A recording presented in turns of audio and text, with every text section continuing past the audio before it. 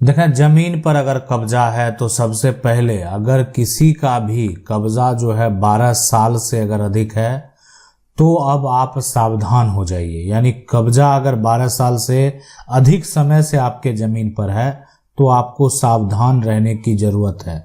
और किसी को भी अगर आप जमीन देते हैं अगर उपयोग करने के लिए, या मान लेते हैं आप उसको जमीन लीज पे ही देते हैं कि आप जो है एनुअल मेरा जो भी कॉस्ट है वो आपको पे करे, मेरा जमीन का उपयोग करे, उस पर खेती करना हो या उस पर आपने पैसा ले लिया, जो भी आपने किया उसका एक कागजात जरूर बनवा लें, उसका एक एग्रीमेंट जो है वो जरूर बनवा लें, ताकि कभी भी अगर आपके पास एग्रीमेंट रहेगा आपको कभी दिक्कत नहीं होगा। यानी एक कॉन्ट्रैक्ट का डॉक्यूमेंट है, ये कानून है। यानी आपस में बीच में कॉन्ट्रैक्ट हुआ और आपने अपनी संपत्ति उनको उपयोग करने के लिए दिया, कभी भी आपके संपत्ति के साथ कोई भी फर्जी वारा नहीं कर सकता है। लेकिन अब सवाल है, यहाँ पर सबसे बड़ा सवाल है, ऐसे मामले में जो है कई ऐसे फैसले हैं जो सुप्रीम कोर्ट के भी फैसले हैं कि जमीन जो है से कब्जा खाली कराना। अब इनका कहना है कि मेरे जमीन पर कब्जा कर मकान बनाया जा रहा है।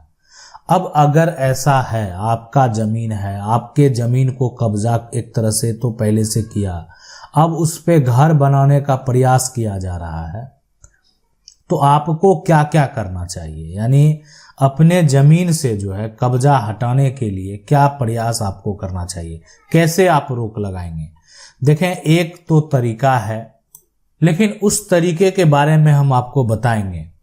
लेकिन सबसे पहले जो महत्वपूर्ण बात यह है कि अगर जो आपका जमीन है और जमीन पर अगर कोई भी कब्जा करने का प्रयास करता है या कब्जा किया है, पहला यह होता है कि कब्जा जो है एक तरह से कब्जा करने का प्रयास करता है, करने का प्रयास।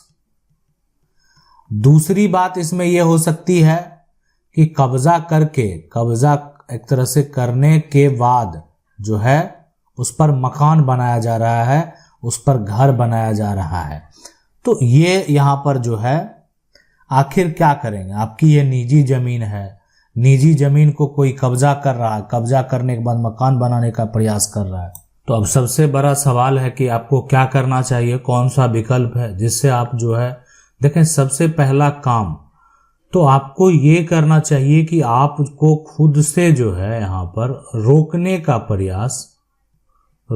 का प्रयास करना चाहिए। अब ये कहेंगे कि इसमें हम सक्षम नहीं है, आगे विवाद बढ़ेगा, मारपीट की नौबत हो सकती है और समस्या बढ़ सकता है। देखें, आप भी जो है ऐसा भी नहीं करना है ताकि जो है किसी को चोट पहुंचे। लेकिन अगर आपकी संपत्ति है तो आपको पहला प्रयास खुद से रोकने का करना चाहिए और इससे आपको कभी आगे दिक्कत भी नहीं होगा। मामला अगर कोर्ट में जाता भी है तो आपको दिक्कत नहीं होगा। यानी आप अपनी संपत्ति की रक्षा के लिए, आप रोकथाम के लिए आप गए थे और इसका प्रूफ आपके पास होना चाहिए। मतलब ये साबित होना चाहिए कि आप संपत्ति के मालिक हैं। यानी संपत्ति का जो है, जो मालिक है, जिसके पास संपत्ति का कागजात है, वो अपनी जो संपत्ति है उसको बचाने के लिए जो है रोकने का अगर वो प्रयास करता है, अब सामने वाला को अगर थोड़ा चोट भी पहुंचा तो आपको उतना दिक्कत नहीं होने वाला। लेकिन ये जो कदम है ये आप कह सकते हैं कि आपको नहीं उठाना चाहिए। यानी हो सकता है कि सामने वाला जो है वो भी आप पर अटैक करे। तो इसीलिए पहला विकल्प आपके पास जो है वो सबसे बेहतर विकल्प वही जो है आपको करना चाहिए कि आप क्या करें कि आपकी जमीन को कब्जा करके मकान बनाया जा रहा है, आप उसके खिलाफ एक FIR दर्ज करवा दें, पहला काम।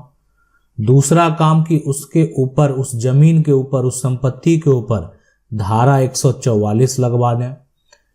तीसरा जो है यहाँ पर इसके साथ साथ धारा 144 भी हो गया। उसके बाद अगर आपकी संपत्ति है वो नहीं छोड़ना चाह रहा, अदालत में जो है उस जो मुकदमा है वो भी कर दें। ये हो गया। अब है कि उसके ऊपर एक्शन कैसे लिया जाए, उसके पास अगर कोई भी प्रूफ नहीं है, मतलब ये चौथा जो है हम इसलिए बता रहे हैं आपको कि ये वैसे लोगों पर लागू होगा जो कि आपके परिवार का नहीं है। सीधी सी बात है, परिवार का जो है नहीं है, मतलब एक हिस्सेदार नहीं है, उसका उस पर हक नहीं बनता है। तो अगर परिवार का नहीं है और वो आपको क्या करता है, वो धमकी देता है, यानी उसका हक नहीं है, उसका नाम नहीं है, या परिवार का भी है तो उसका उसमें कहीं भी नाम दर्ज नहीं है, तो आप उसके ऊपर यानी धारा 500 जो है यहाँ पर 3 भी लगवा सकते हैं, जो कि है ये धमकी देना, आपराधिक जो है धमकी से संबंधित है। यानी आपको धमकी दिया जा रहा है, आपको जो है एक तरह से मारने की धमकी दिया जा रहा है, तो इस पर उसके ऊपर कार्रवाई की जाएगी, एक्शन लिया जाएगा। और अगर वो धोखाधड़ी करता है तो फिर तो जो धारा 420 है, अन्य धाराएं हैं, वो भी लगा सकते हैं। तो ये सब धारा लगने के बाद वो बचने वाला नहीं है, किसी भी हालत में नहीं बचने वाला। अब आपके मन में एक सवाल होगा कि हम जो है एफआईआर करते हैं, पुलिस प्रशासन द्वारा जो है कार्रवाई नहीं किया जाता है, क्या करें? कार्रवाई तो किया ही नहीं जाता, वो आते हैं और जो है एक तरह से कोई भी उसका समाधान नहीं निकलता। देखें, अगर ऐसा है, अगर आपको लगता है कि कोई भी नहीं एक तरह से समस्या का हल जो है सही तरीके से हो रहा है, तो उसके बाद आप उसकी शिकायत जो है ना पुलिस अधीक्षक से कर दें। अब यानी पुलिस अधीक्षक के पास अगर आप शिकायत करेंगे, सूचना आप देंगे वहां पर जानकारी, और उनसे मिलेंगे, बताएंगे कैसे ऐसे आपने एफआईआर दर्ज करवाया, मेरे साथ ये समस्या है, कोई भी कार्रवाई नहीं हो रही है। उसके बाद आप देखेंगे किस प्रकार से जल्द जो उस पर एक्शन लिया जाएगा। यानी अगर अवैध कब्जा है तो एक तरह से जो धारा है, धारा 5, धारा 6 के तहत जो है संज्ञान लिया जाएगा और कार्रवाई की जाएगी। तो इसीलिए यानी इससे बचने के लिए इतना प्रक्रिया आपको करना पड़ेगा। अब यहाँ पर जो सवाल उठता है वो सवाल है कि कब्जा करने वाला जो है यानी उसका वो आज से नहीं है, वो कहीं 20 साल से जमीन पर कब्जे में है, 20 साल से कब्जे में है। देखें, मैं आपको बता दूं, कोई भी जमीन पर अगर लंबे समय से कब्जे में है, आज से नहीं है, एक लंबे समय से वो जमीन पर कब्जा किए हुए है, तो आपको क्या करना चाहिए?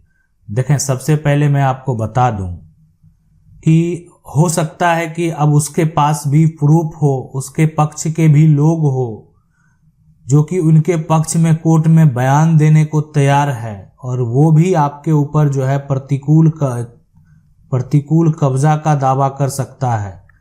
यानी प्रतिकूल कब्जा जो होगा वो क्या होगा? प्रतिकूल कब्जा का कहने का मतलब है वो एडवर्स पोजीशन का दावा करता है, मतलब कब्जा के आधार पर, पोजीशन के आधार पर संपत्ति में अपना दावा पेश करता है वो। तो इसीलिए अगर वो प्रतिकूल कब्जा का दावा करेगा तो यानी वो मालिकाना हक का दावा कर सकता है। अब रही बात, देखें, ये फैसले के ऊपर डिपेंड करता है, कोर्ट के फैसले के ऊपर डिपेंड करता है कि संपत्ति का असली मालिक कौन है। कब्जा करने वाले, सुप्रीम कोर्ट के अगर फैसले की बात करें तो कब्जा करने वाला आपकी संपत्ति को जबरन कब्जा किया है, वो कभी भी संपत्ति का मालिक नहीं हो सकता।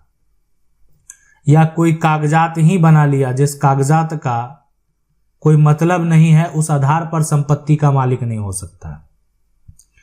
यानी जमीन पर अगर कोई भी कब्जा कर लिया तो उस कब्जा के आधार पर वो दावा कर सकता है किस वजह से कब्जे में है, क्यों कब्जे में है, क्यों कब्जा कर लिया ये जमीन।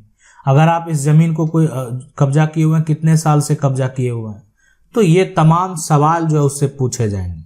लेकिन रही बात जो समझने वाली बात है, जानने वाली बात है, हर बात का जो एक विकल्प चल के आएगा कि संपत्ति पर अगर कोई कब्जा करता है, संपत्ति पर अगर कोई कब्जा कर लेता है, तो कब्जा करने के बाद जो है वो आपको परेशान कर सकता है, संपत्ति का मालिक नहीं बन सकता। ऐसे बहुत सारे फैसले हैं, बहुत सारे फैसले के बारे में हम बताए भी हैं। आप हमारे प्लेलिस्ट में जाएंगे, वहां पर जो जजमेंट का स्टोरी है, जब उसमें देखेंगे तो बहुत ऐसे फैसले आपको मिलेंगे जो कि जिसमें सुप्रीम कोर्ट का निर्णय हो या हाई कोर्ट का निर्णय हो, जो दिया गया है वो बताया गया है। आप उसको देख सकते हैं कि किसके विवाद में, और भी ऐसे मामले हैं जिसके बारे में हम आपको बताएंगे कि आखिर कब्जा करने के बाद उसका क्या हश्र हुआ है।